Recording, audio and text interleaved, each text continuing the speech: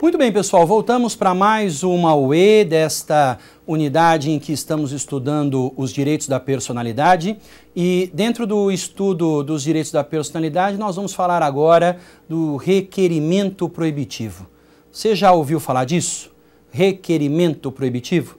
Você sabe o que é esse requerimento proibitivo?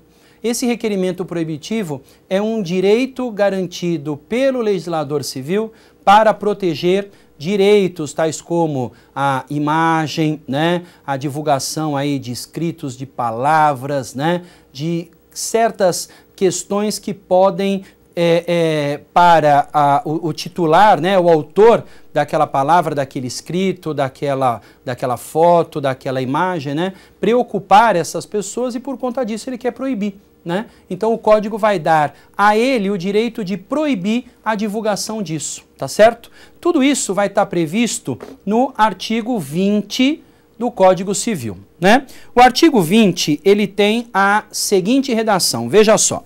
Salvo se autorizadas ou se necessárias a administração da justiça ou a manutenção da ordem pública, a divulgação de escritos, a transmissão da palavra, ou a publicação, exposição, ou a utilização da imagem de uma pessoa poderão ser proibidas a seu requerimento e sem prejuízo da indenização que couber, se lhe atingirem a honra, a boa fama ou a respeitabilidade, ou se destinarem a fins comerciais. Olha que interessante, né? Então, primeiramente, o legislador ressalva a necessidade de divulgação de coisas para a administração da justiça, para a manutenção de ordem pública. Então, o que significa isso? Para a manutenção da justiça, para a manutenção da ordem pública, esta regrinha, este direito que eu vou tratar agora, não se aplica, tá? Há uma exceção, então, quanto às questões, né, coletivas, às questões públicas que excepcionam um direito isolado, um direito, né, privado, um direito individual, tá? Então, a exceção seria a necessidade da administração da justiça ou da manutenção da ordem pública. Bom, o direito que está sendo dado aqui é o seguinte, é que a divulgação de um escrito, então, divulgação de um escrito, de um artigo, de uma matéria jornalística, de um livro, de uma revista, né? A transmissão de uma palavra. Então, a pessoa transmitir um áudio, né? Aquilo que a pessoa falou, aquilo que a pessoa produziu, né? Aquilo que a pessoa mencionou, foi falando, né? Em determinado momento, em determinada situação, tá?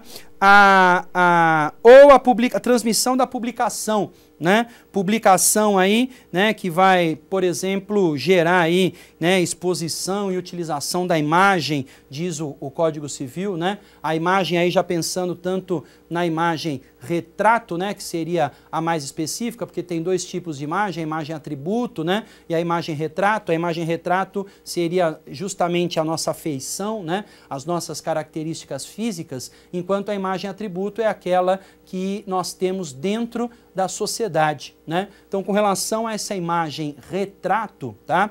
Vamos pensar então que também isso entra nessa disposição que o artigo 20 vai estabelecer, né? Aí ele diz, poderão ser proibidas a seu requerimento. Por isso que eu disse requerimento proibitivo. Requerimento proibitivo porque o artigo autoriza a pessoa titular da imagem, titular da palavra, né? A pessoa que está contida num determinado escrito, poder fazer a proibição disso, né? Poder proibir essa divulgação do escrito, da imagem, da palavra, tá? Notificar o outro para dizer, não transmita isso para ninguém, não publique isso, né?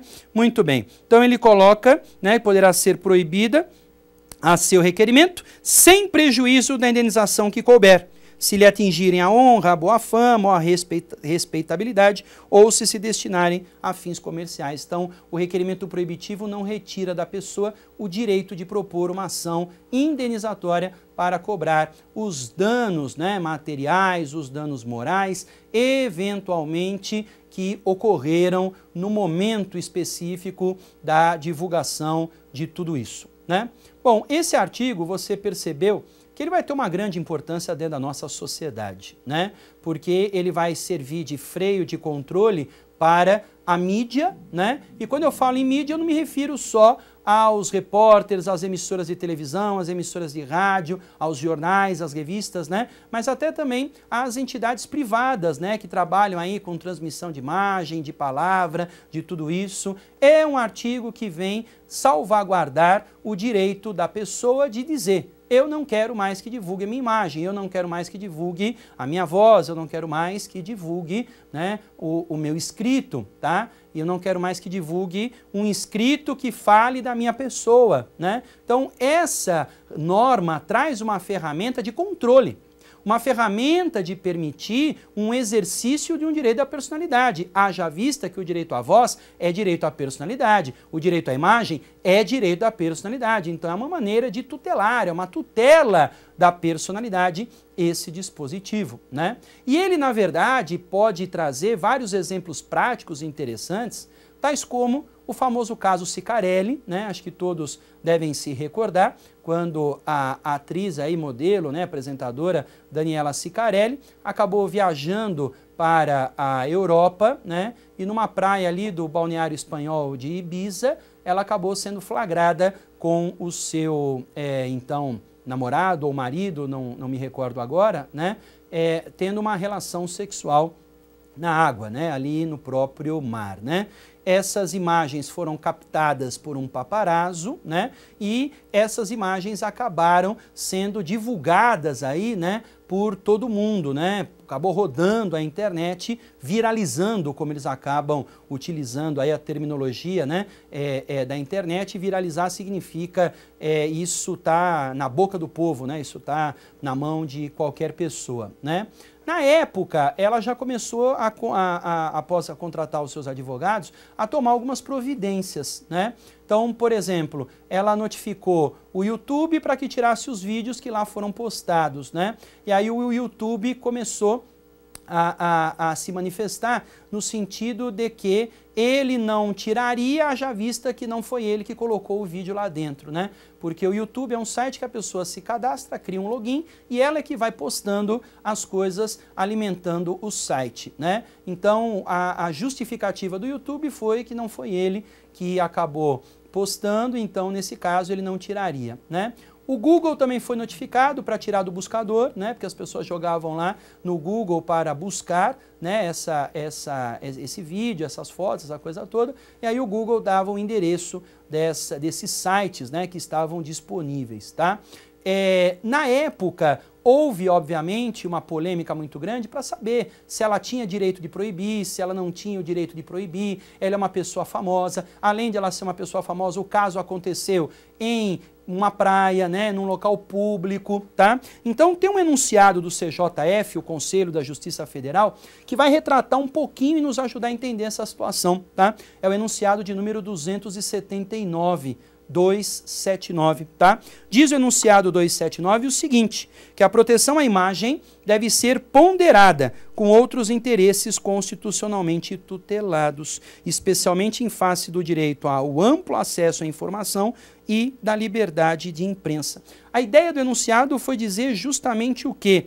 Que existem direitos da personalidade, que esses direitos da personalidade são protegidos pelo Código Civil, são tutelados pela Constituição, mas tudo isso deve também ser analisado de uma maneira, né, a ponto de relativizar, né, tais direitos para permitir também o direito à liberdade de informação, de expressão, de divulgação da informação dentro da nossa sociedade, né?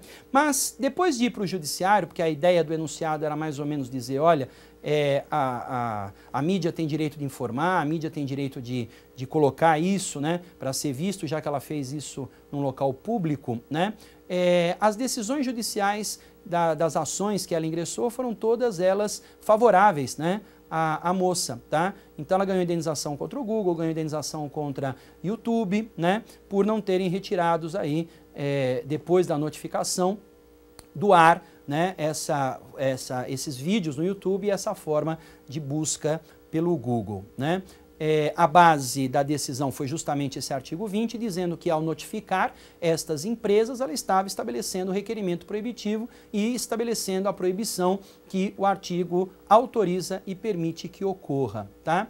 Agora, é importante frisar que, com isso, os sites começaram a mudar a sua forma de atuar, né? Começaram a mudar a sua maneira de entender, né, essa situação, esse caso, né? Isto por quê? Porque, na verdade, com as condenações, o modus operandi acaba sendo modificado, acaba sendo alterado, né, para permitir justamente uma continuidade aí tranquila do desenvolvimento da atividade empresarial. Então, os sites começaram a acatar de plano, né, toda e qualquer requisição, requerimento, pedido que a parte o fizesse, né?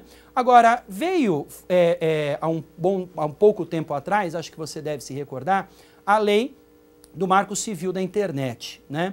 A lei do Marco Civil da Internet diz que, com uma simples notificação, um site não é obrigado a tirar nada do ar, né? Que ele só teria que tirar do ar com ordem judicial.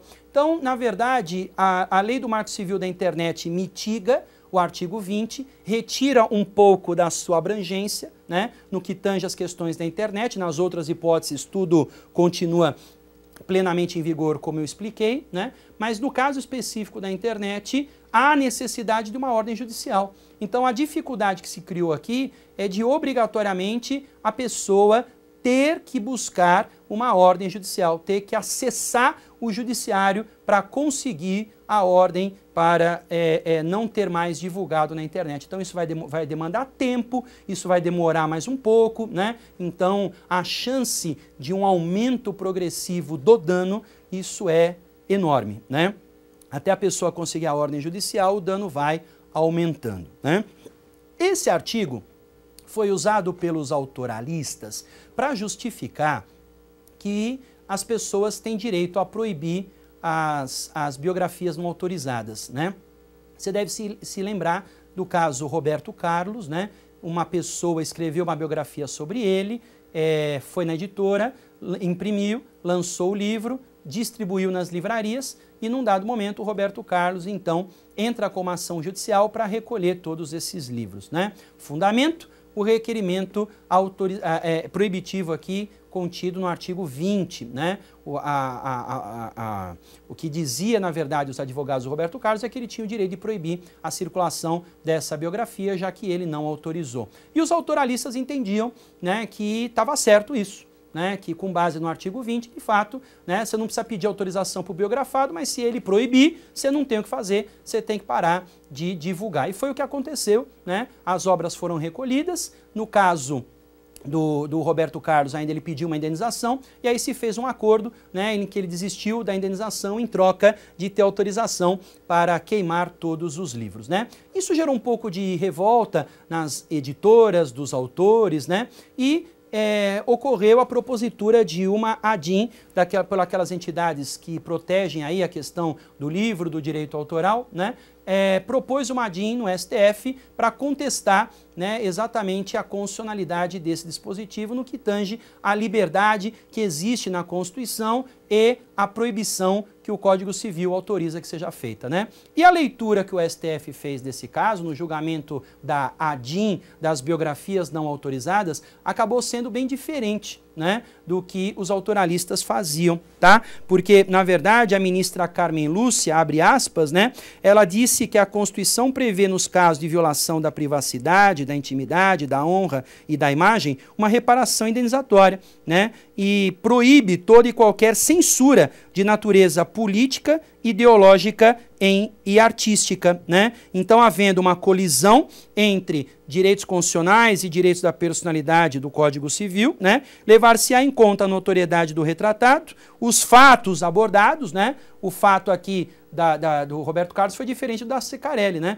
Do Roberto Carlos foi apenas informativo, da Cicarelli foi divulgação de uma coisa que eventualmente não precisaria ser divulgada, né? Então, analisar os fatos abordados, bem como a veracidade destes, né? E ainda as suas características de sua utilização comercial, informativa e biográfica, tá certo?